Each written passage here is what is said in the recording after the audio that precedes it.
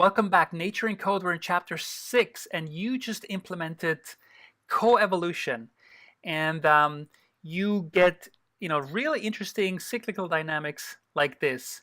And if you reload this many times, you'll notice that dynamics really depend on these initial values. So if the initial values are all close to 0.5, then you get relatively muted oscillations here. And if they're all very far away from 0.5, like in this examples, you get very strong oscillations. Or perhaps, let's see if I can, this is probably the most extreme example, and that's because both the host and the parasites start at very extreme values here, close to 100%. So this is cyclical evolution, and this is also called red queen type of evolutionary dynamic, because in the story, the red queen, there's this red queen, and she says, you have to do all the running you can do to stay in the same place, because the environment also moves. And when the environment moves, you have to basically run just in order to stay in the same place. And that's kind of what coevolution is. Just to be in the same place, just to keep up with your antagonists, you have to constantly evolve. And that is why this is called red queen. As you can see, nothing fundamentally changes here. This is always the same, but you have to keep doing it. Otherwise, your antagonist will basically wipe you out. This is what it's called. This is why it's called red queen. Now, I want to show you one more thing. You'll notice that these are extremely precise and exactly symmetrical oscillations. And also, it strikes us a bit that they're quite extreme. So, something like this. What's going on here? Well, there are two aspects that I want to highlight. First of all, let's go to our code and maybe change these fitness values. So, let's, for example, reduce them by a factor 10.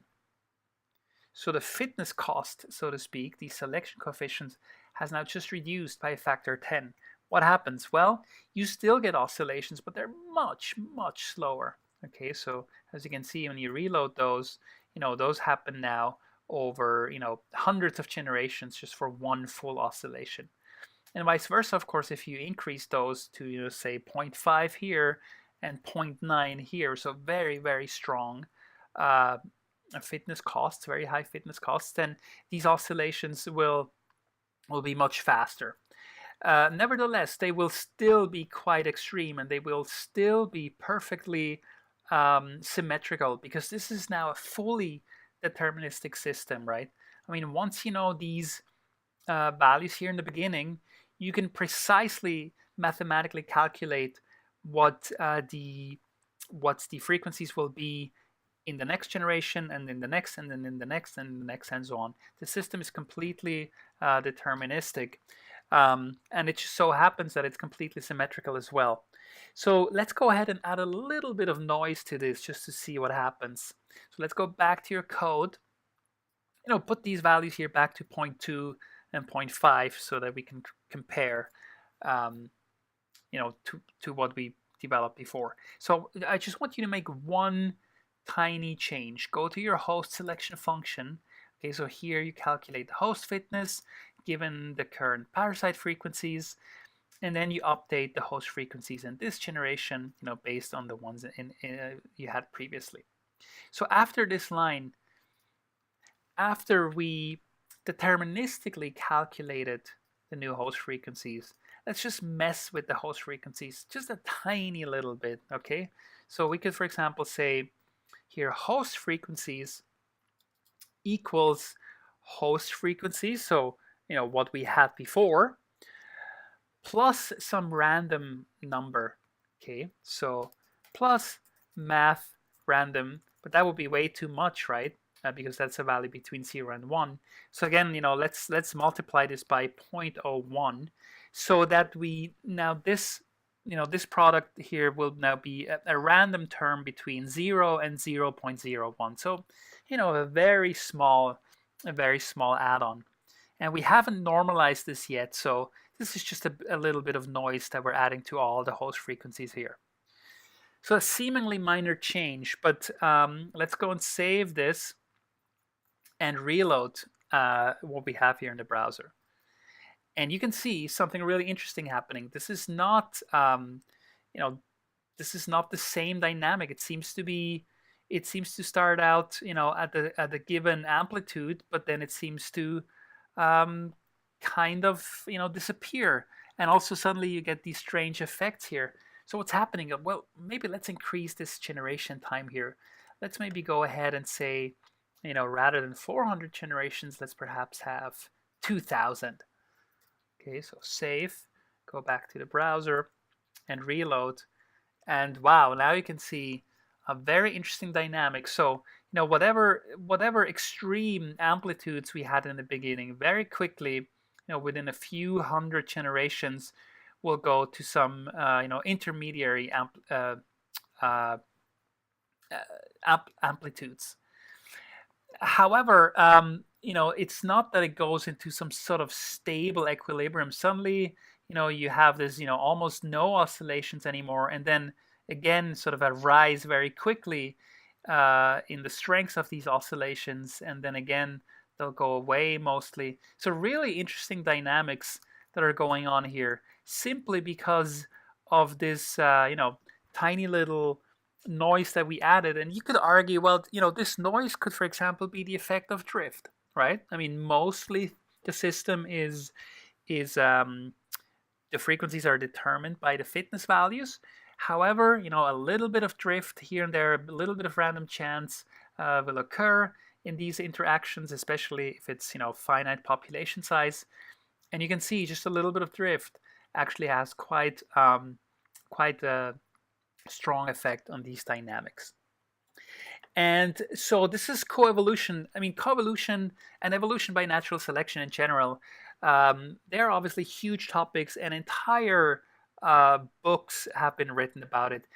I've just wanted to give you, a simple taste of it and the ability to implement this really fundamental idea in JavaScript. And so this now wraps up this chapter here that we have. So you learned a lot about evolution by natural selection. Basically, you learned that genotypes and alleles that have a higher fitness, which means the individuals with those alleles have a higher average chance to survive and reproduce. They will increase in frequency over time, and this is a process that is called evolution by natural selection. And if you have diploid individuals, then it depends a little bit how these, how the alleles are packaged together, so to speak, in genotypes. And you can get, in the case of a two allele, one locus model, you can get three possible types of natural selection: directional selection, balancing selection, and disruptive selection. We saw those in the earlier videos. Directional selection will drive alleles to fixation, balancing selection will maintain genetic diversity, and disruptive selection will drive alleles to fixation as well, but which one depends on the initial conditions. And now in these past few videos, we just learned about these negative frequency dependent selection processes. So a coevolutionary process that leads to cyclical evolutionary dynamics that are also called Red Queen dynamics. And those can also be strongly affected by genetic drift. And so you really used, again, all these concepts that you learned about JavaScript, variables, functions, loops, conditional flow, and so on. And we've also learned about a new operator, the ternary operator, which really comes in quite handy most of the time. So we have now covered all four forces affecting evolution. We've started with drift, then we went to mutation, then we started talking about spatial considerations, migration, and then now at the end, the queen of all of them, natural selection. So you've come a really long way. So not only do you have an overview of the major forces affecting all of the living world and everything that's ever existed, but you also have the ability to implement these ideas in code. And this is an absolutely wonderful achievement. So congratulations. Now, we're going to go to another chapter, and we'll leave the world of evolution, strictly speaking.